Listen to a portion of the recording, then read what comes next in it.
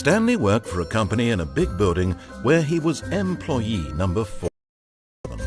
Employee number 427's job was simple. He sat at his desk in room 427 and he pushed buttons on a keyboard. Orders came to him through a monitor on his desk, telling him what buttons to push, how long to push them, and in what order. This is what employee 427 did every day of every year. And although others might have considered it soul-rending, Stanley relished every moment that the orders came in. Exactly for this job. And Stanley was happy. And then one day, something very peculiar happened. Something that would forever change Stanley. Something he would never quite forget. He had been at his desk for nearly an hour when he realized that not one single order had arrived on the monitor for him to follow. No one had showed up to give him instructions, call a meeting, or even say hi. Never in all his years at the company had this happened, this complete isolation. Something was very clearly wrong. Shocked, frozen solid, Stanley found himself unable to move for the longest time. But as he came to his wits and he got up from his desk and stepped out of his office.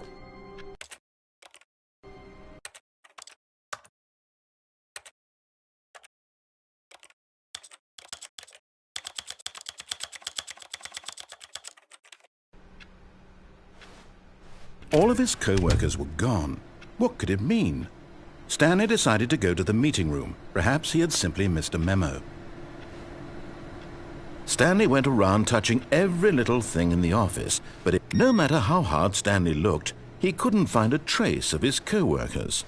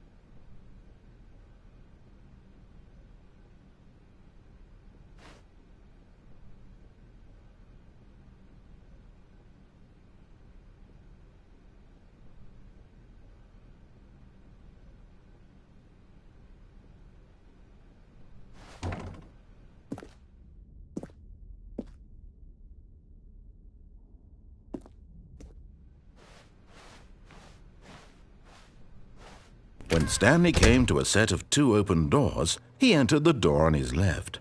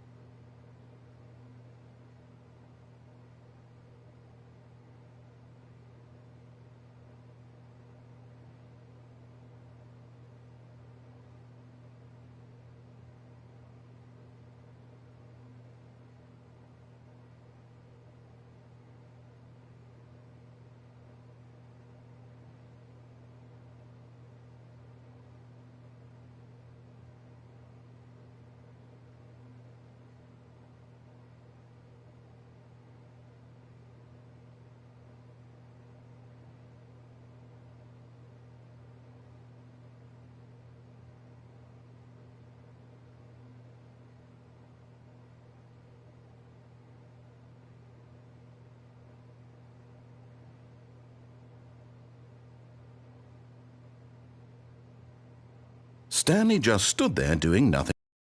He seems to think I have nothing better to do with my time than to sit around and describe every fascinating little detail of his inability to do anything. This is why Stanley and I are on such good terms. This was not the correct way to the meeting room, and Stanley knew it perfectly well. Perhaps he wanted to stop by the employee lounge first, just to admire it. Ah, yes, truly a room worth admiring. It had really been worth the detour after all, just to spend a few moments here in this immaculate, beautifully constructed room. Stanley simply stood here, drinking it all in. But eager to get back to business, Stanley took the first open door on his left.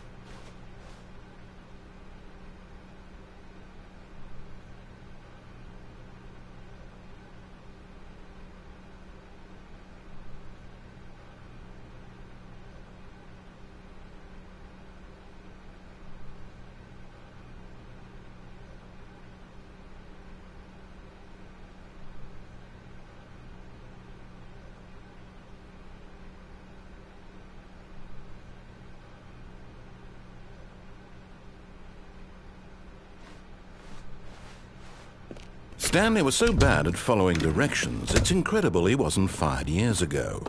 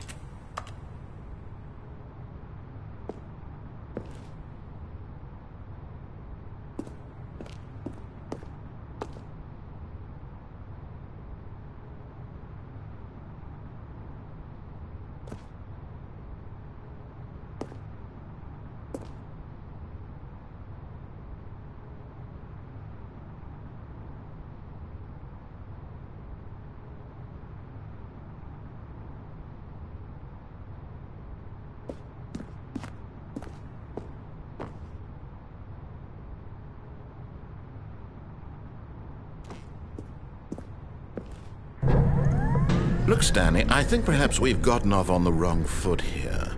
I'm not your enemy, really, I'm not. I realize that investing your trust in someone else can be difficult, but the fact is that the story has been about nothing but you all this time. There's someone you've been neglecting, Stanley. Someone you've forgotten about. Please, stop trying to make every decision by yourself. Now, I'm not asking for me, I'm asking for her. This is it, Stanley. Your chance to redeem yourself, to put your work aside, to let her back into your life. She's been waiting. That's her, Stanley. You need to be the one to do this, to reach out. Oh, no, you can't. Did you just unplug the phone? No, that wasn't supposed to be a choice. How did you do that? You actually chose incorrectly? I didn't even know that was possible. Let me double check. No, it's definitely here, clear as day. Stanley picks up the phone. He's taken to his apartment where he finds his wife, and the two pledge themselves to one another. Music comes in, fade to white, roll credits. Not picking up the phone is actually somehow an incorrect course of action. How is that even possible? None of these decisions were supposed to mean anything. I don't understand. How on earth are you making meaningful choices? What did you... Wait a second. Did I just see... No, that's not possible. I can't believe it. How had I not noticed it sooner? You're not Stanley. You're a real person. And incorrect choices. And to think I've been letting you run around in this game for so long. If you'd made any more wrong choices, you might have negated it entirely. It's as though you completely ignored even the most basic safety protocol for real-world decision-making. Or did you not grasp the severity of the situation? Well, I won't have that kind of risk on my watch. I'm going to stop the game for a moment so we can educate you properly on safe decision-making in the real world. Please observe this helpful instructional video. Choice. It's the best part of being a real person, but if used incorrectly can also be the most dangerous. For example, in this scenario, a hypothetical real person named Rupert has a choice. He could invent a machine that eliminates food shortages across the world to make life better for all people. Or he could spend years of hard work forgetting how to read. Which choice would you make? Remember that unlike here, the real world makes sense, and at no time should you make a choice that does not conform to rational logic. If you find yourself speaking with a person who does not make sense, in all likelihood, that person is not real. Allow the person to finish their thought, then provide an excuse why you cannot continue talking. Turn to a partner and practice saying, "My goodness, is it 4:30? I'm supposed to be having a back, sack, and crack."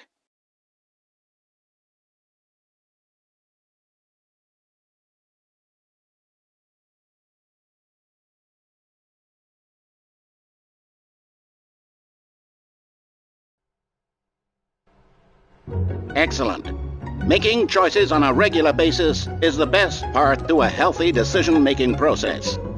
Most medical professionals recommend making at least 8 choices per day. Do you make more than 8? Less?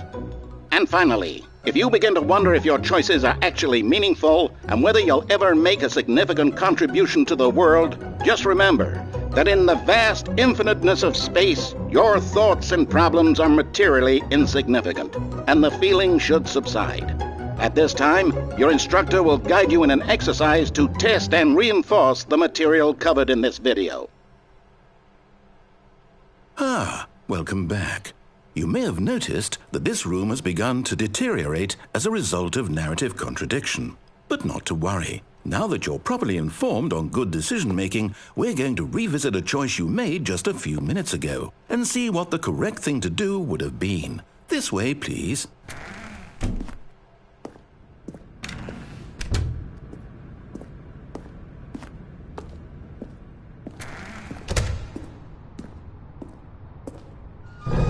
Now that we know your choices are meaningful, we can't have you jumping off the platform and dying.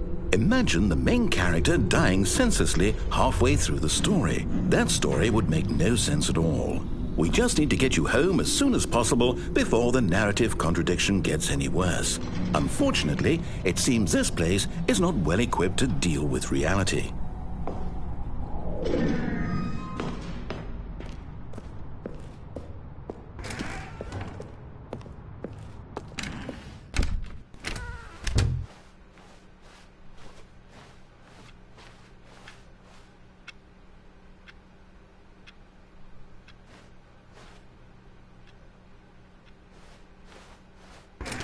Almost there. You'll take the door on the left, back to the correct ending, the story will have resolution once again, and you'll be home free in the real world.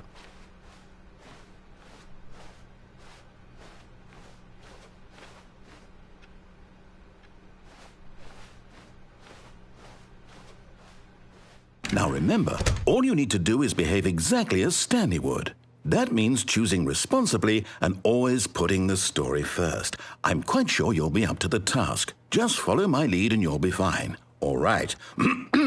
When Stanley came to a set of 2 open doors, he entered the door on his left.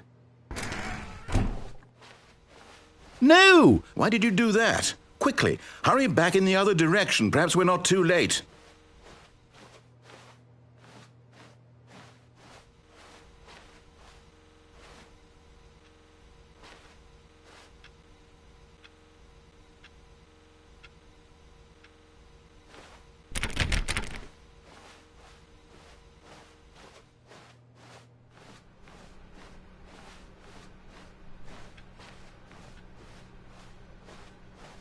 Oh, it's ruined. I can't believe, after everything we talked about, that my story, you've destroyed my work. Why? For what? What did you get out of that? What did you think was so special about seeing the game undone, left here like so much garbage? It's worthless now. And what am I supposed to do? Even if there were a way to continue, would it be worth it? To know that my story is now incorrect? How can I go back to that?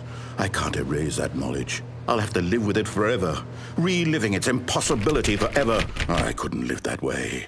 Is it better to shut the game down entirely? To willingly destroy all of my work? I don't know. What's the answer? What do I do? What do I do? What do I... No, I have to. I have to shut the game down. I have to. I have to.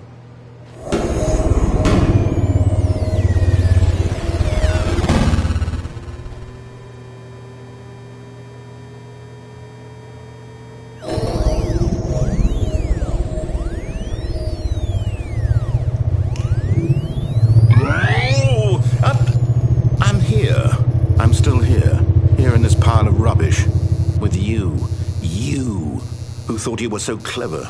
Now look where we are. My entire game is destroyed.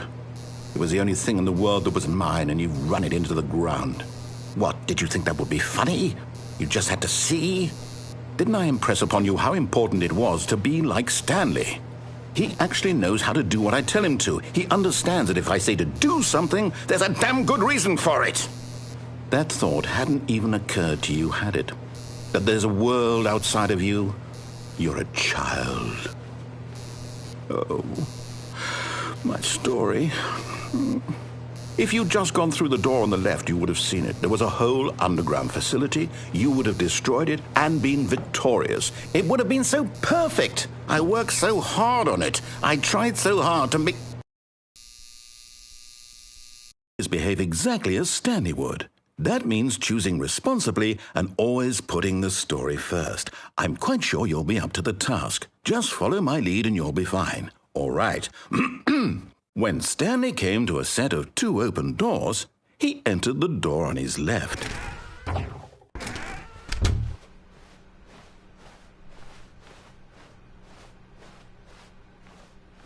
Yet there was not a single person here either. Feeling a wave of disbelief, Stanley decided to go up to his boss's office, hoping he might find an answer there. Coming to a staircase, Stanley walked upstairs to his boss's office.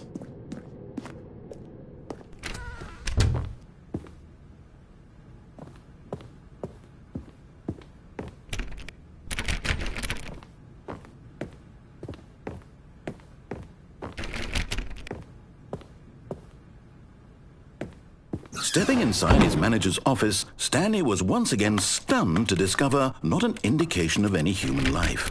Shocked, unraveled, Stanley wondered in disbelief who orchestrated this, until he saw the door with a voice receiver next to it. Surely behind this door lay all the answers to his questions. And beyond all probability, he knew the passcode. He had seen it on his boss's computer just last week. Night Shark 115. Was this the code to open the door? Would it still work? There was only one way to find out. Stanley had been trained never to speak up, but now he would draw from within himself the courage to face the unknown. He drew a sharp breath and then spoke the code.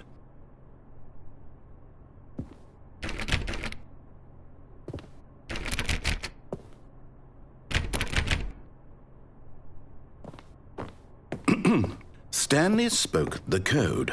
Night Shark 115. He spoke it into the receiver, right there on the wall.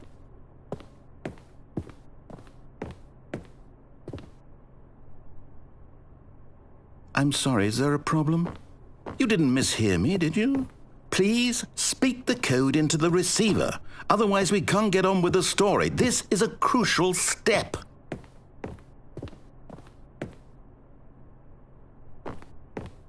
Okay, fine, you're not going to do it, but you know what? It's pretty humiliating to bring you this far, only for you to suddenly decide you have better things to do. I asked you for this one single thing, for your respect. The kind of respect Stanley shows for his choices. He knows what it means to take a story seriously. If you didn't want to see what I had to show you, then why did you come here? You had a choice, you know. You could have gone through the door on the right. You could have done whatever the hell you wanted over there. Why did you come this way? Speak. Say something to me. Explain yourself, you coward. You... When Stanley came to a set of 2 open doors, he entered the door on his left. Stanley? Hello? Are you... Is everything okay? Stanley, please. I need you to make a choice. I need you to walk through the door. Are you listening to me? Can you hear me? Is everything all right? Stanley, this is important. The story needs you. It needs you to make a decision. It cannot exist without you. Do you understand me? Whatever choice you make is just fine. They're both correct. You cannot be wrong here. We can work together. I'll accept whatever you do. I simply need you to take that step forward, please. Choose. Do something. Anything. This is more important than you can ever know. I need this. The story needs it. So, you hear me? Are you there? Are you listening to this? Stanley, are you there? Okay. It's okay, I can wait. You need time to decide. Time to make sure your choice is correct. That is the best choice. That's all right. I'll wait for you to decide what's the right thing to do. Take as much time as you need.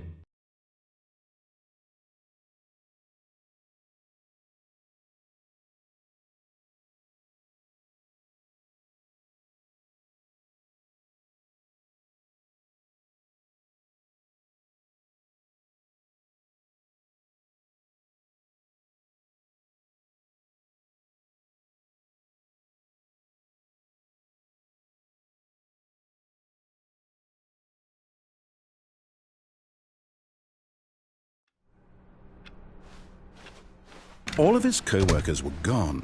What could it mean? Stanley decided to go to the meeting room. Perhaps he had simply missed a memo. Stanley picked up the bucket and smiled. He'd never be alone again, not truly alone, not with the bucket around. Stanley clutched the bucket tightly to his chest and entered the door on his left.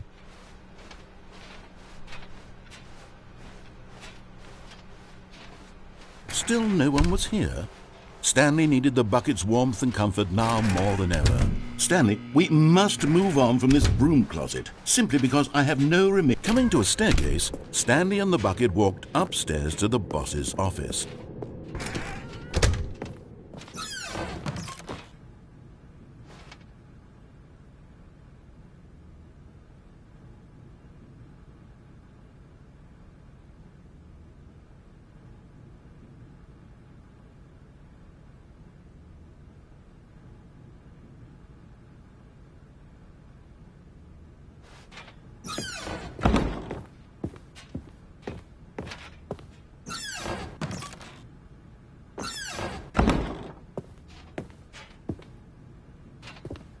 Stepping into his manager's office, Stanley was once again stunned to discover not an indication of any human life.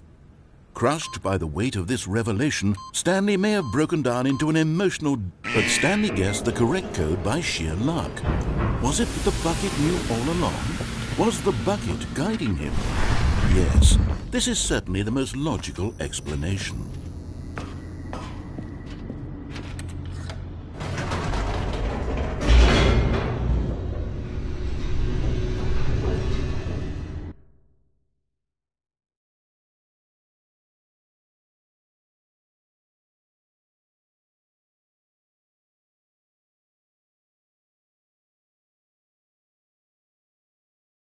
The elevator raced downward. plummeting towards an unknown fate. It would be all Stanley could do to keep himself together, if not for the bucket. Soothing him, comforting him, reassuring that in this darkest moment of uncertainty, he would be all right. The bucket is here for you, Stanley. Everything will be fine. Stanley and the bucket walked straight ahead through the large door that read, Mind Control Facility.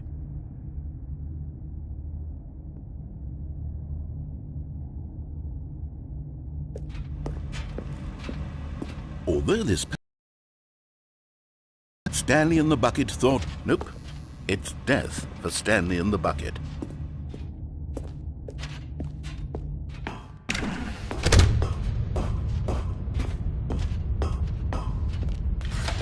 The lights rose on an enormous room packed with television screens. What horrible secret did this place hold? Stanley and the bucket both wondered to themselves.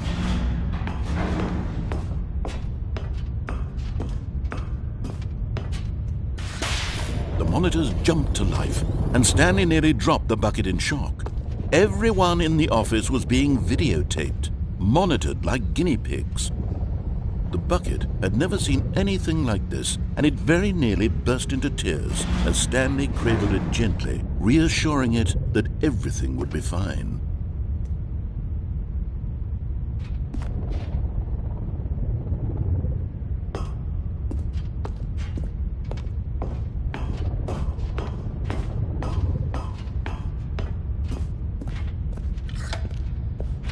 Was the bucket under the mind control facility's influence as well? Had the bucket been told to do things it didn't wish to do? What kinds of things does a bucket want to do or not want to do in the first place? These questions raced furiously in Stanley's feeble mind.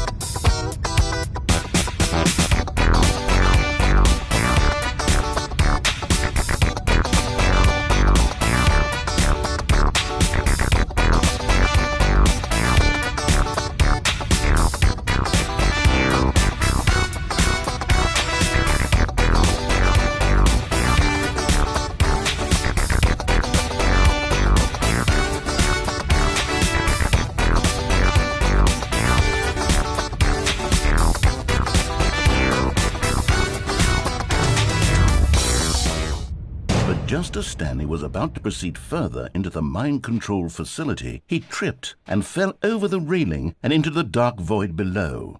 Thankfully, he fell directly onto the bucket, which safely cushioned his fall. Now, what to do next? Stanley wondered. Stanley and the bucket could find no way out of this enormous pit, and so eventually they decided that the best thing to do would be to simply get comfortable down here. So they set up a little couch and relaxed. It really wasn't so bad down here, a bit cold perhaps. After some time had gone by, they installed a few shelves as well, and a sort of kitchenette that was useful for when the bucket was craving paninis. But it wasn't until the rugs and the standing lamps came in that it really started to feel like a home. In fact, after some time, Stanley realized that it had been ages since he had even thought of the mind control facility at all. He'd never gotten to fully explore what was up there, never been able to unearth the many mysteries of the mind control facility. This lack of closure began to eat at him. Soon he was dwelling on his regrets, and the state of their home slowly decayed as Stanley became withdrawn and neglected the cleaning. It unsettled the bucket deeply. Stanley wasn't usually like this. The bucket tried to reach out to him again and again, but to no avail. All Stanley could think about, all he could talk about, was going back, doing it over again, staying on the path. It was a mistake to leave the path. It was a mistake. It was a mistake. I need to do what the narrator says. I need to see the true ending. This made no sense at all to the bucket, which was simply trying to live its life down here as comfortably as possible. Yet Stanley was unconsolable. This isn't an ending. This is just a hole in the ground. The bucket sighed. True, it wasn't an ending. But it's where we happen to be. And maybe, possibly, if we accept the reality of things, maybe this will become an ending eventually. It's what the bucket was counting on. The two of them waited for a very long time.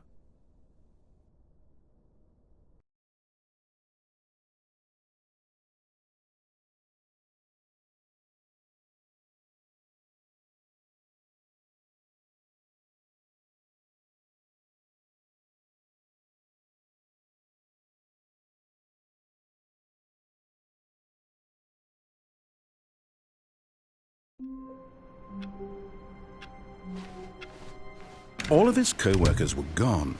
What could it mean? Stanley decided to go to the meeting room. Perhaps he had simply missed a memo.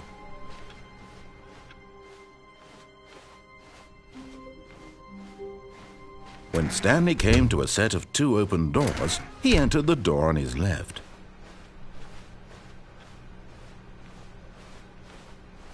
Yet there was not a single person here either. Feeling a wave of disbelief, Stanley decided to go up to his boss's. Coming to a staircase, Stanley walked upstairs to his boss's office.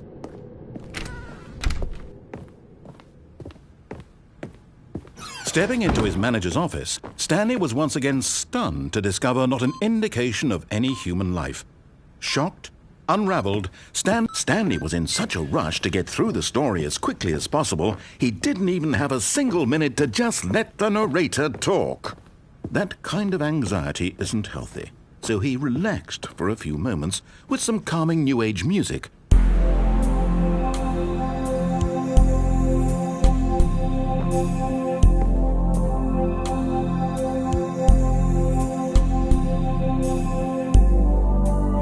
Feeling soothed and rejuvenated, Stanley calmly walked forward into the opened passageway.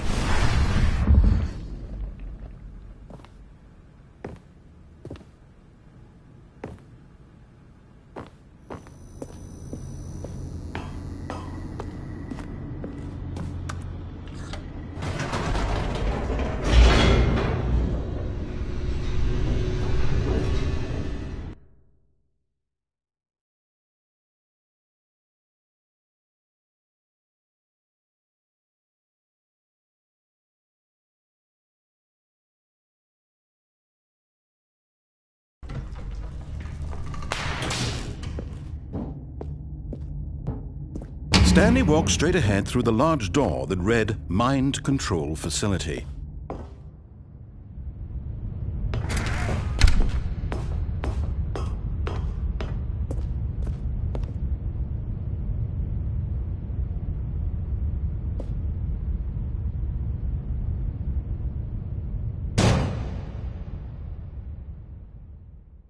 Aha! You've made it to the bottom of the mind control facility. Welcome! You see, back when the Stanley Parable first launched in 2013, getting to the bottom of the mind control facility was a bug that we simply didn't catch during development. And you all sent us lots of photos of it on Twitter and acted very superior about it. And you're all very, very clever. Good for you. Anyway, when it came time to update the game, we knew that we had to do something about this little goof of ours, so here you go. New content.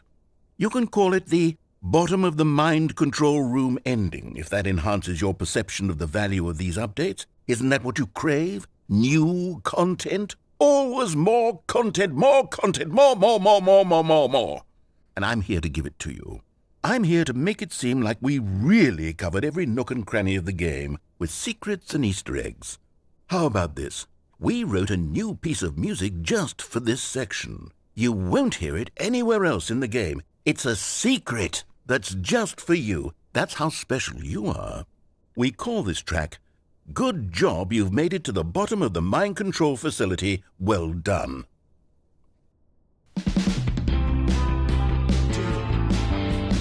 Good job, you did it. Good job. 3, 2, 1. Good job, you made it to the bottom of the mind control facility. You jumped on the catwalk. You should have been careful. You should have been careful. It used to be a bug, but now it's an ending. Now it's an ending. I believe in you. I believe in your ability to cross this barrier and chase your dreams. Railings don't mean anything. Good job, you did it. Good job, you did it. Good job, you did it. Good job, you did it. Good job, you did it. Good job, you did it. Good job, you did it. Good job, you did it. Good job, you did it. Good job, you did it.